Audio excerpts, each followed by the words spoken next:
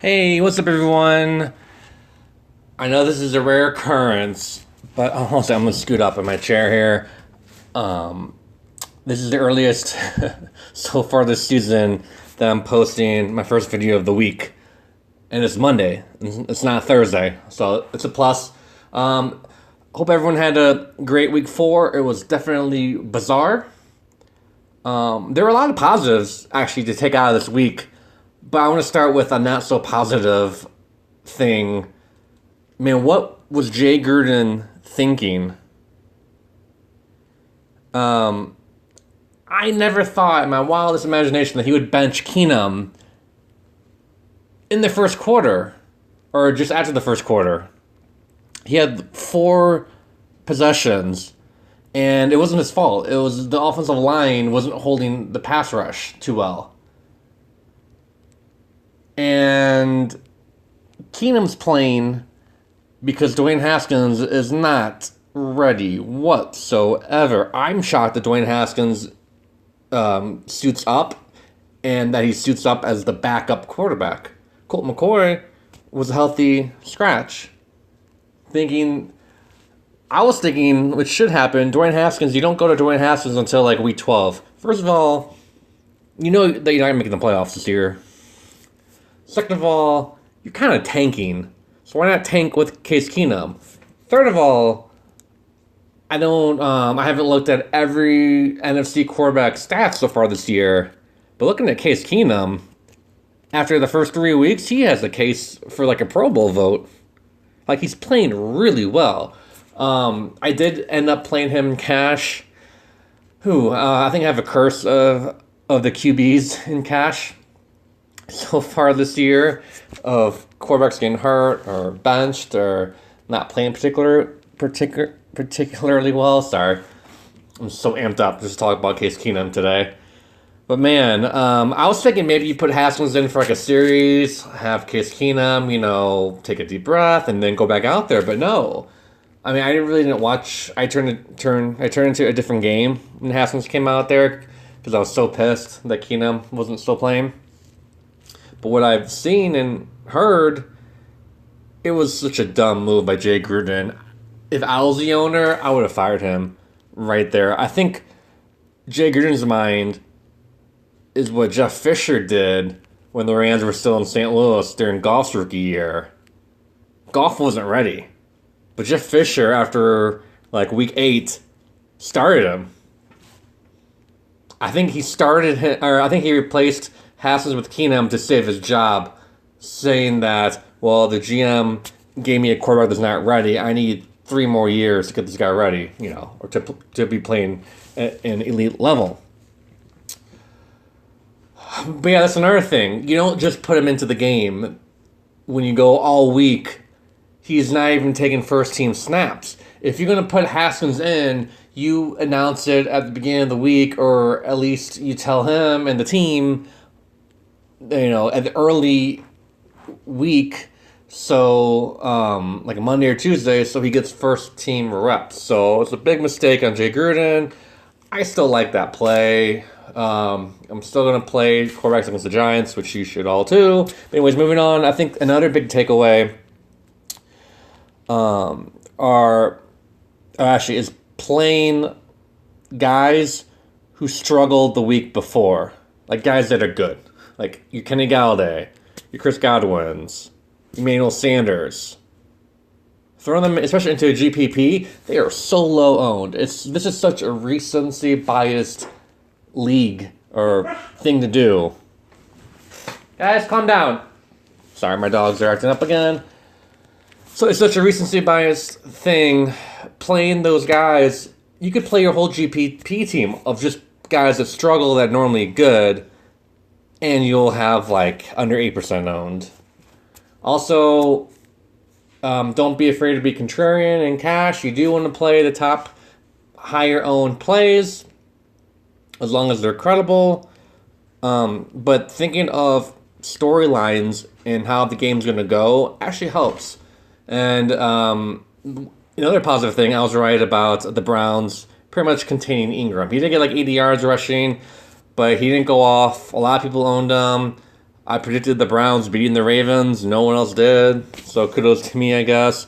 I was wrong about Marlon Mack. Oh, who knew that the Colts will fall behind at home versus the Raiders? That is like a 5% thing that happens. So you can't control that. So we just got to move on to week 5. And as always, I don't pick quarterback first, but we're gonna do a little bit different since I have a curse of the quarterbacks right now. I have the yips picking quarterbacks. So first things first, we go back to McCaffrey. I do like Kamara, but we gotta go Dalvin Cook. If you want Kamara over McCaffrey or Cook, that's your prerogative. I'm going these as my top 2 plays of the week. And so basically I'm giving you how I picked my first look lineup build. I did go quarterback next to see who's out there. Again, if you can afford it, Lamar Jackson. My narrative of playing people who struggled, Deshaun Watson, people will be off him. But he's playing the Falcons at home. Seems like a great spot here. The Patriots should blow out Washington without Brady doing much. Jameis Winston, I think I was wrong about him. I thought he was a product of the Giants' defense. But watching the Rams game, what stood out to me was the offensive line play of the Buccaneers. The Rams have, I think, the best pass rush. Linebackers, basically the front 7. Their core, that's led by Aaron Donald, they couldn't get to Winston at all. Like, it was such a drastic change from the previous weeks watching the Rams games.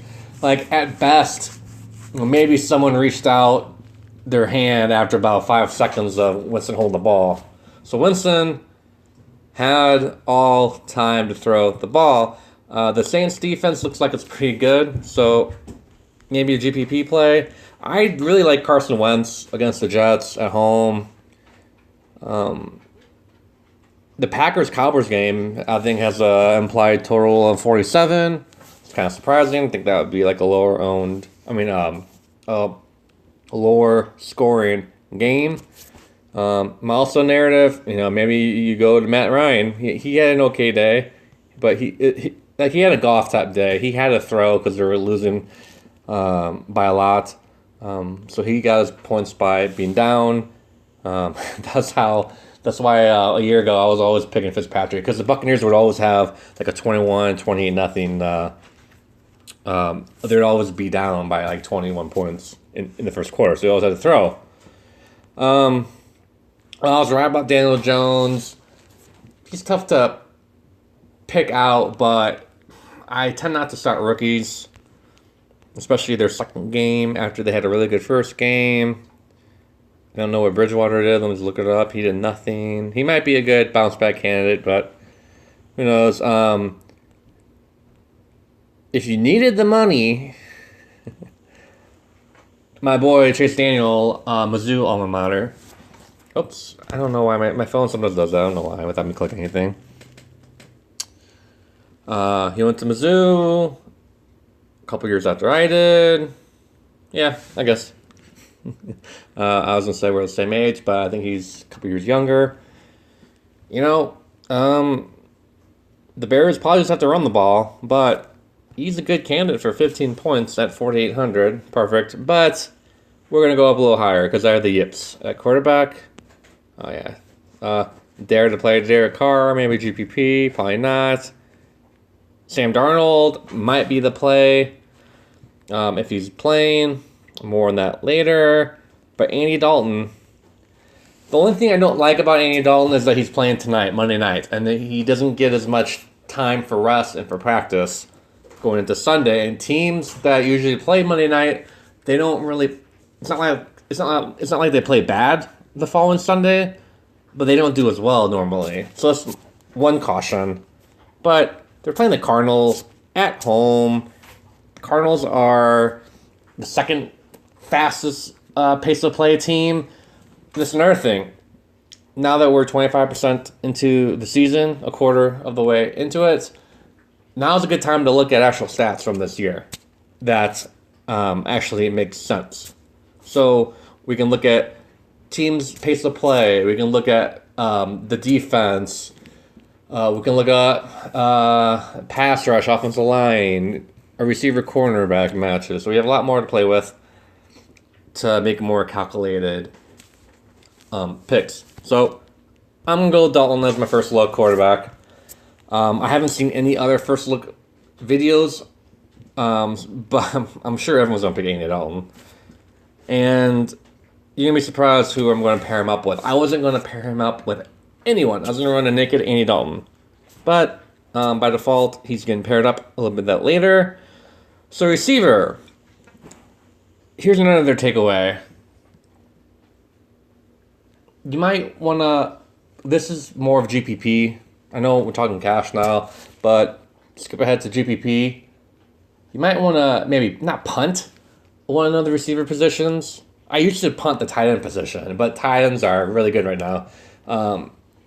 Playing a really cheap receiver like mid 3,000s, low 3,000s will allow you to pay up. Of course, you have to hit your top plays. If you don't hit your top plays, you're done.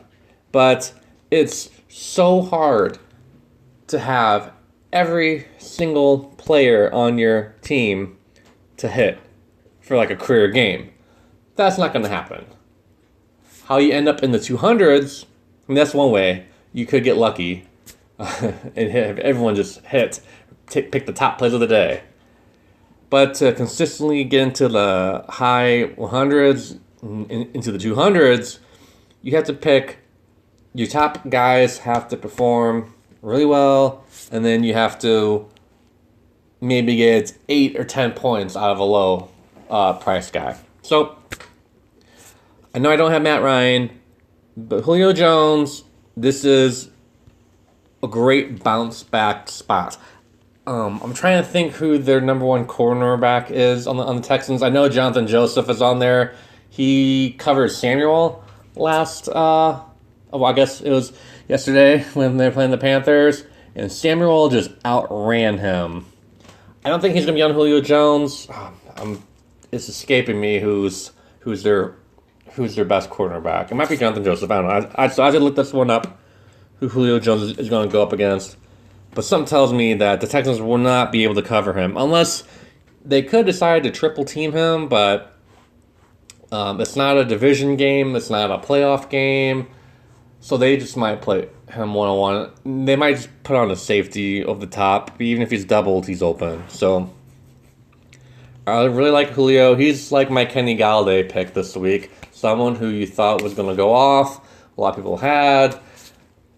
The people who had him last week will not own him this week. Will not pick him this week. So great bounce back opportunity. Hopefully he'll get you 30. I'm really hoping for that because I think I really don't play expensive receivers.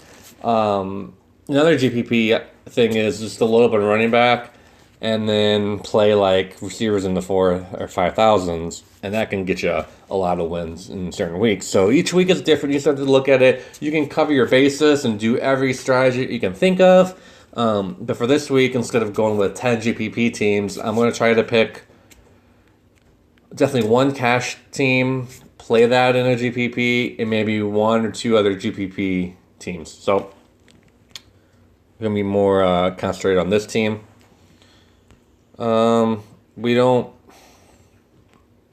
want anyone up here. AJ Green might be back. That might make Dalton a little more valuable. Nope, he's not. Okay. So that makes my next pick pretty good. Okay, so let's just plug in the defense. I like to throw in a really low on defense. I don't like to talk about defense, but we're just going to do this just for the price. Who did I have? I totally forget. Let me look this one up. Oh, yeah. I went with the Panthers. I love Gardner Minshew. But the Panthers' pass rush is no joke. Other than the Rams, I think they have the best pass rush. I'm sure I'm not thinking of a team or two. Maybe the Patriots, but the Panthers' pass rush, they got in Deshaun Watson's face all day yesterday. They're playing at home. They should get you double-digit points. So I'm going with the Panthers, and they're cheap. They're cheap because Gardner Minshew has been lining it up.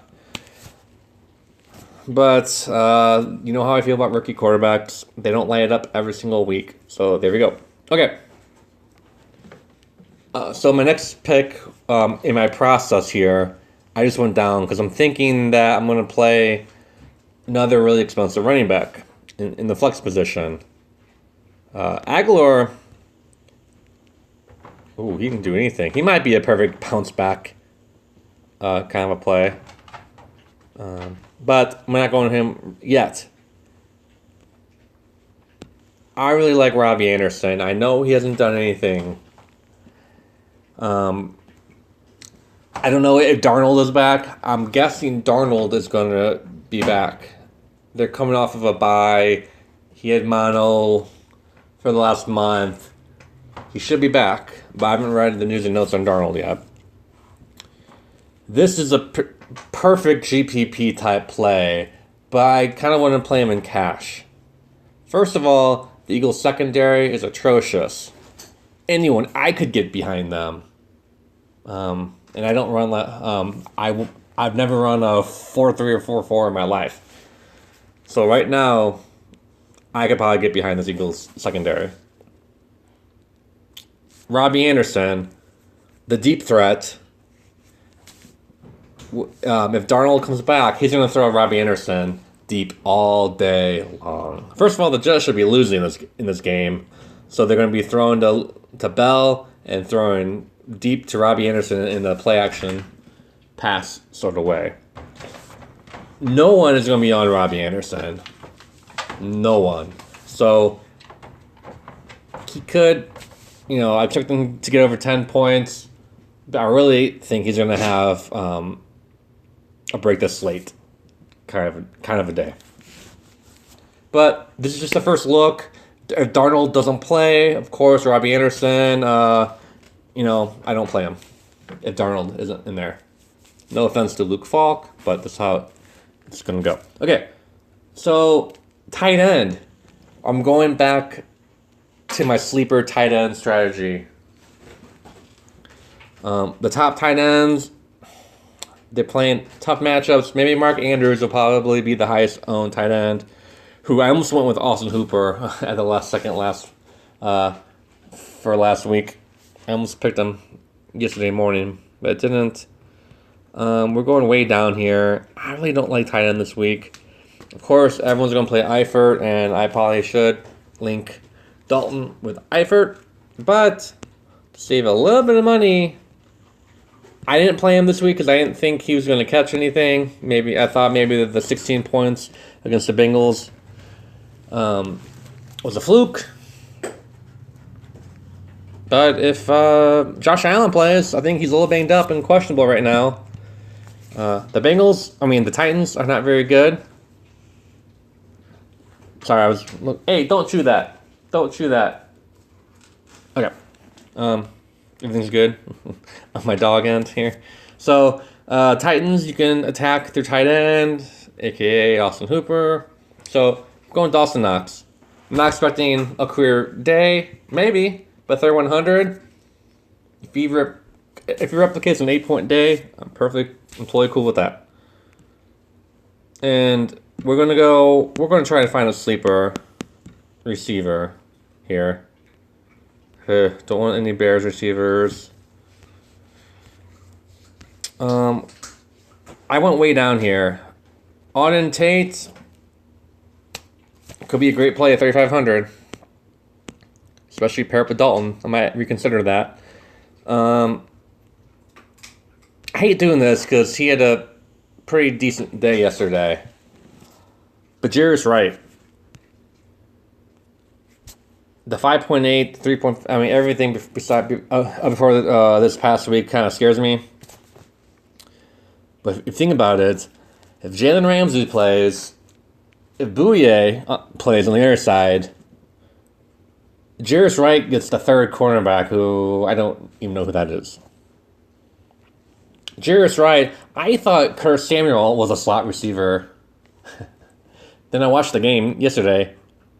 Like, I swear that Curtis Samuel was a slot receiver when Cam Newton was quarterback playing the Rams week 1. But he lined up on the outside all day yesterday, and they were throwing deep to Curtis Samuel. Jairus Wright was a slot receiver. He's the third receiver of the Panthers. And, I mean, if he got a 5 or 6 point day, that's great. Excuse me. If he does anything better than that, that's really great. So, this allows us to play Julio Jones. If Julio Jones sucks and has a 10-point day, or has an under 20-point day, it's not going to work. But if Julio Jones balls out, has, 200-yard day, not even that, just has like between 25 and 30 points, Jairus Wright gets 6 to 10 points, it's perfect. It's easier than trying to come up with 2 receivers that you can have to predict to get over 20 points each. So that's what my mindset right now is at. And so flex, look at this. Originally, I have David Montgomery, who I think is perfect for GPPs. Because Chase Daniel, not that Chase Daniel is going to be scared to throw, but Chase Daniel is not going to throw 30, 40 times. They're going to want to run the ball, convert third downs, and play defense next week. So, it falls. I wasn't even thinking Joe Mixon, but with AJ Green out and pair him up with Andy Dalton, and against this Cardinals defense, I think Mixon is the play. The perfect play. I anticipate to him getting over 20 points in the 6,100. I think he's underpriced. So I think this is my favorite play for next week. And pair him up with Dalton. I normally don't pair a running back up with the quarterback unless, it's Christian McCaffrey. But playing the Cardinals, I think it's like the second highest score total for next week. It's like 48 or 47.5, I want to say. But playing the Cardinals at a high-paced game, you think about it, unless they do a crazy play, you're going to get points for every touchdown the Bengals score. It's going to come through the air with Dalton or on the ground with Mixon. Unless Bernard runs at one end, which could happen, or the fullback runs at one end, which could happen. But think about it. You want to play a team facing the Cardinals, doesn't matter if they're a home or their away team. The pace of play allows, the fast pace of play by Kyler Murray and the Cardinals allows the Bengals are going to run more plays. So that's going to do it for this week, guys. Just for the first look. I might be posting more videos maybe Wednesday. So I'm going to probably post more videos this week. Rather than just posting 2. We're going to dive deep into stats and come up with some good plays, some more good plays, and some more players to look at. Okay, thank you so much. So we're going with Dalton, McCaffrey, Dalvin Cook, Julio Jones, Robbie Anderson, Jairus Wright, Dawson Knox, Joe Mixon, and the Panthers. Right now, I think this is perfect to cash. And it's also perfect for a GPP because you have contrarian picks as well. Every receiver I have is going to be contrarian for next week. The tight end contrarian. Maybe Joe Mixon. I don't know. No, so, yeah. So the next video will probably dive into who everyone else is going to play, and we'll go from there. All right, guys. Thank you so much. Please hit that subscribe button if you haven't already. Come back to the channel. It's going to be a lot of fun this week. And I'll see you on the next one.